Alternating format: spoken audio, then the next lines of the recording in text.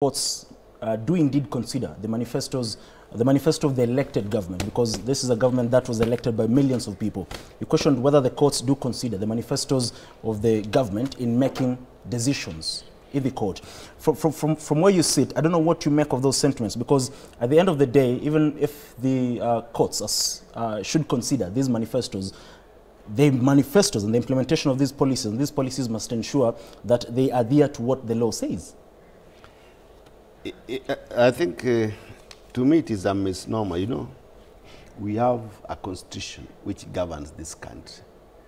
The manifestos of different political parties must be within the confines of our constitution. And when you talk about public interest and national interest, it is public which makes national, and vice versa. What we need to look at is the interpretation of the constitution. The manifestos also, you know, when they are implemented, they bring out the desires of a political party on how they want to govern that country. And those manifestos must be also manifested. So the judiciary's role is to look at the manifestos. If you want to implement them, do you follow the legal framework during the implementation process? And that is why we have a different arm of the government. So the implementation of these manifestos should be done within the legal framework in this country. We have acts of government. We have acts of parliament. They must go through the acts of parliament for them to be implemented. So if a manifesto does not follow the legal structure, it is the duty of the judiciary to bring to notice and also to interpret the law for the Kenyan people to see.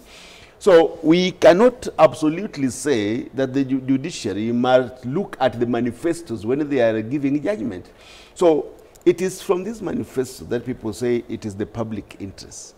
But it is also our national interest that the constitution of this country is respected. And one of those areas that the housing levy, I think when it was stopped in courts, it was brought back to us in parliament so that it follows the right procedures for its implementation. And when that is done, the courts will have no objection about it. So I think as a country and as the ruling KK government, they should strive to do all their stuff within the legal framework. And the judiciary also. We do not expect overreach in judgment. They must allow the independence of the arms of the government to do their work. Their role is to interpret the law and give direction where the law is flouted. So to me, I don't believe that we need to overreach. The judiciary must not overreach, and also the executive must not overreach in their function. Okay, fair enough. Honorable Sosion, let's shift gears a little bit and talk about matters Kindiki's succession, because the president is also looking forward to naming a new interior CS, because there's no substantive I thought office. Sosion would be named. I would be happy to have him at the CS. He said earlier on in this show he has been part of demonstrations. He has led demonstrations, so I don't know if he can be considered for that. He would be the one to deal with it properly. Fair enough. Honorable Sosion. And just to correct you, Kaitan, former Joseph Mboya, the most celebrated Minister for Planning and National Development of independent Kenya, was an astute labor leader. That is so labor leaders who have led the best demonstration can make the best that minister, is what I was saying. can make the best president. That is what I was saying. Like Lech Walesa of Poland, who led the dock workers union in 1990 and became the president. Fair enough. I needed to make that correction because it's enough. I said what I meant was, based on the fact that you've led demonstrations, you can know how to handle demonstrators because it falls under that particular docket. Yeah, of course, I'm a professor in that. Question is, what is the president? What should the president look at in looking at Kindiki's successor? Because the various people who are angling at taking over that post from even as we look at Kindiki's successor, conclude the item that has just been under discussion. Briefly, because of time. As a country, let us celebrate the progress and the level of our democracy. It's a good one. Okay. It's a very good one. And when we have the three arms of government engaging in harmonious relation and consultation, I think it's a good thing. Okay. If the judiciary has issue with the executive, they should also say so openly in public. Fair enough. And if the executive has issue with the judiciary, they should also say so in public. So to the legislature and all of them, so that we sustain the doctrine of separation of power and promote our democracy. Down to appointment of Kithure Kindiki. Abraham Kithure Kindiki. What should the president the professor of law and one of the youngest professors this country writes of, and a brilliant young man. I think I should congratulate him. And to me and him as educators, we can say this is a big reward to education. Politics must reward education. And so that has been done. And I'm the happiest man that the president has picked an eminent professor who comes with strong education background that is useful in the country's public administration, and particularly when the president is speaking of equality of the country and equal rights of all citizens and serving everybody regardless of political rights and feelings. He voted, he was in Azimio.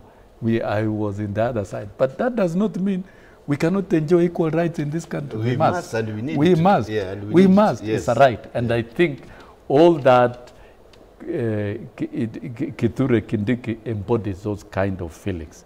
And as to what next after here, I think it's good to remind everybody, the viewers and Kenyans, that there is one person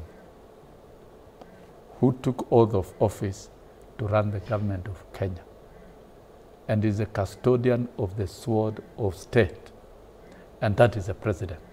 My question, therefore, my question was, what should the president look for in picking Kindiki's successor at the interior docket? And therefore, what did the president look at when he was picking Kindiki? It was not a public, it was not canvassed in the public, although people have rights of opinion to give. And as a member of Kenya Kwanza administration, I believe Kenya Kwanza team, and not even Kenya Kwanza, Kenya, because the president is now talking about broad-based, and we have accepted. The president is free to pick any Kenyan. Whether that Kenyan is a member of Kenya Kwanza administration or is a member of another political party, because we have come to an age that Kenyans must enjoy equal opportunities in running government. So the president will invoke his own wisdom and pick any Kenyan who qualifies. Because we know there are two vacant ministries now, that of gender and that of interior docket. And how he's going to reorganize is up to him. So we may not prescribe to him. We can give our own opinions and our own feelings. Whoever he picks, he will pick. Even you're talking, is joking that I should have been appointed. No, you can't tell the president whom to appoint. Fair enough. Tell the president whoever is serving in any position is serving at the pleasure and wish of the president for the time being. And mark the word, for the time. Fair enough. Honorable Orero, even as you tell us what you've been looking at. Now, the president, what does he look at? Because one, he has to look at, does he look at, matters of regional balance? Does he, look at, rewarding loyalty, or does he play safe? Because one of the people who've been named as, the possible picks for the interior docket is Kimani Ichung'wah. Aden Barre Duale has been named. But as well, there's the aspect of, we saw Nyeri Governor Mutahi Kahiga saying the county doesn't have anybody holding any key position in government. That is the aspect I'm talking about when it comes to the president also playing safe in trying to probably pick someone from that region. What should he look at, from the three, from where you sit? But one, we must believe in facts. When Nyeri says that they have nobody senior in the government, I don't know what they are talking about. I don't know where the IG comes from. The Inspector General, Mr. Sosian. Inspector General, I thought he comes from Mathira. I think that is in Nyeri. So he's a very senior officer. I think Governor Kahiga, of course I don't speak on his behalf, but he was talking about the executive, in the executive. the chief of the general staff also from Kenya comes from Nyeri. The IG comes from there. So when we are talking about high-level appointments, then we must not lose focus. I have seen that Ichung'wah Duale, you know, Duale was in defense, and then he was moved from defense. I would not think that he would be moved to the interior ministry. But also, I am not the chief executive of this country. He has his way of looking at things. But I can assure you, one of the factors that I know is about loyalty that we'll look at. When he was appointing Kindiki and his pronouncements during the inauguration, one of the aspects which came out very, very vividly is about the loyalty that Kindiki has had during his tenure or association with the president. But also maybe he might look at regional balance.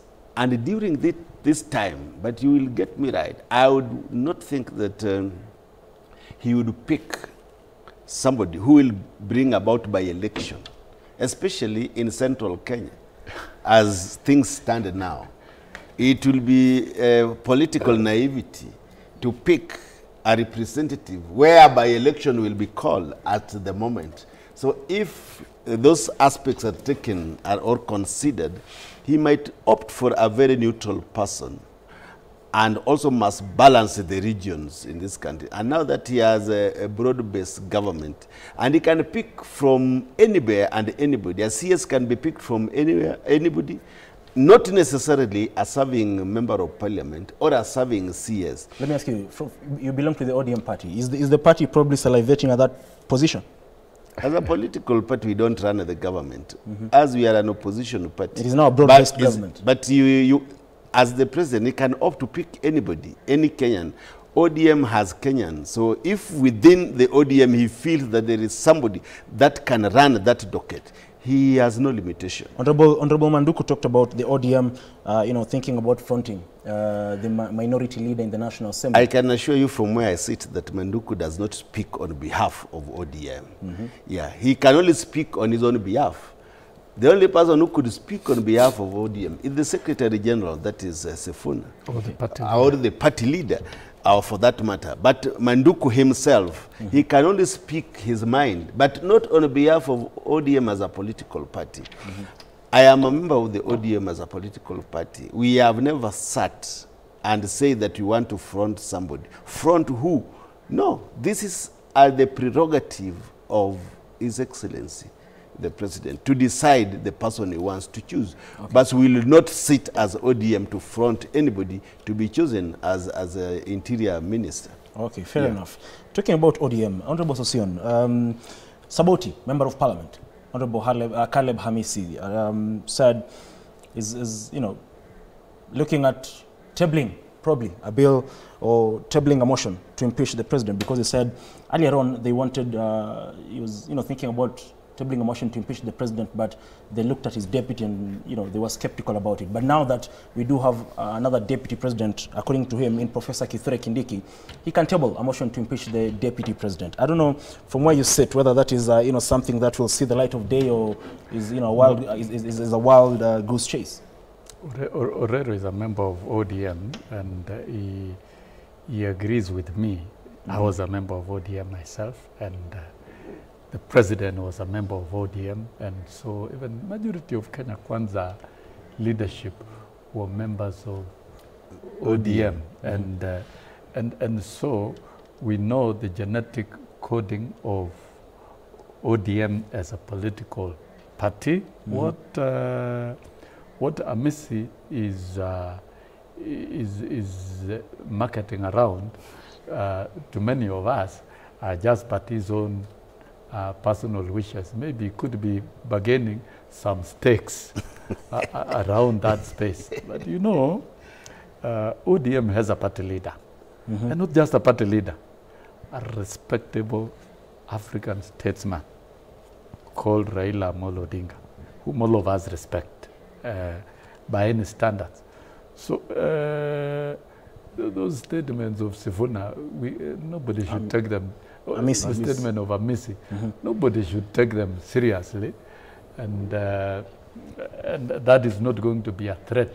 If you want to impeach President, if you could not impeach President William Ruto, let me tell you a political fact. In fact, this is what he said. If you could this is what he said through his X account. Let me just read it for you.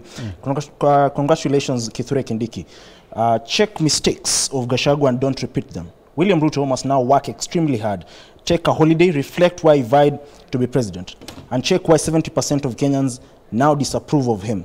It is now extremely easy to impeach President Ruto because we have a potential presidential material.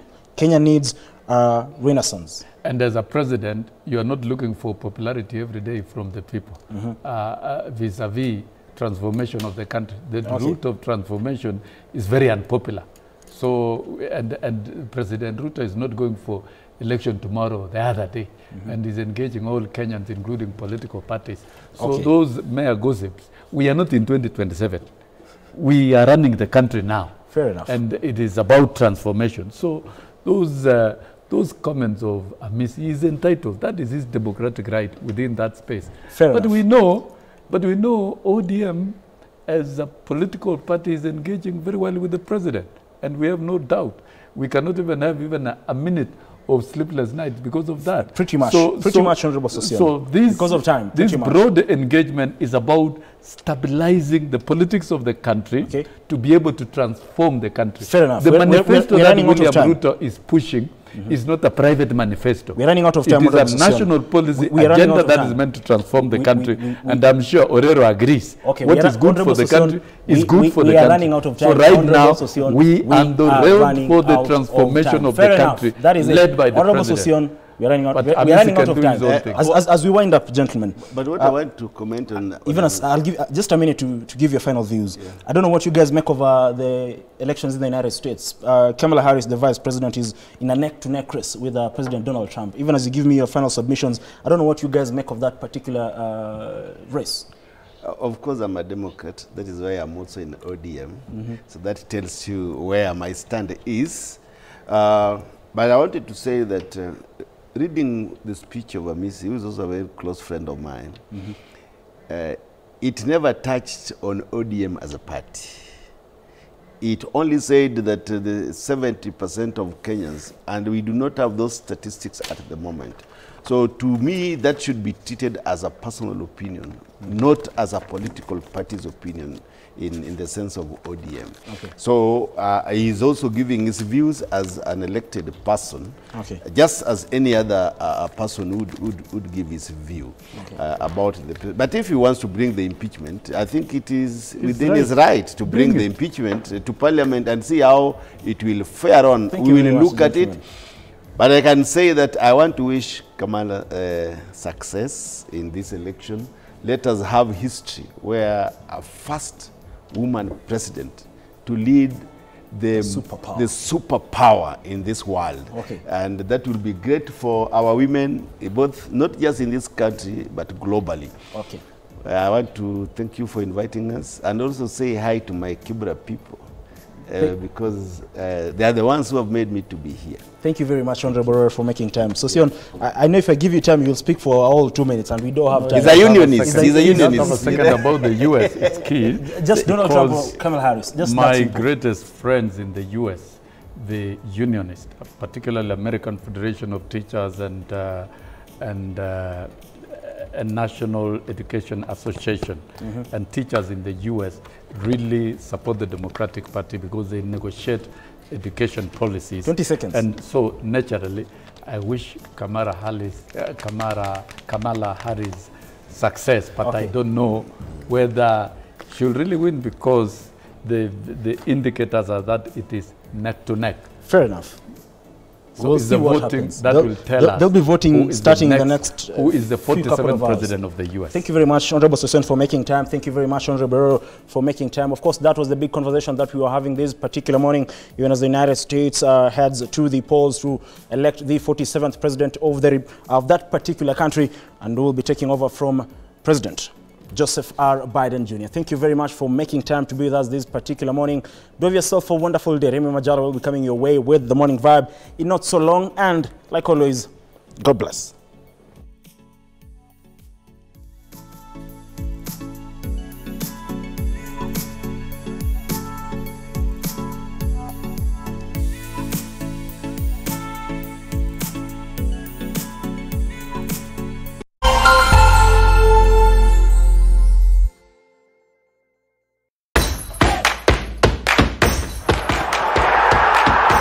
Follow the champions on the home of football. Watch the latest Man City content exclusively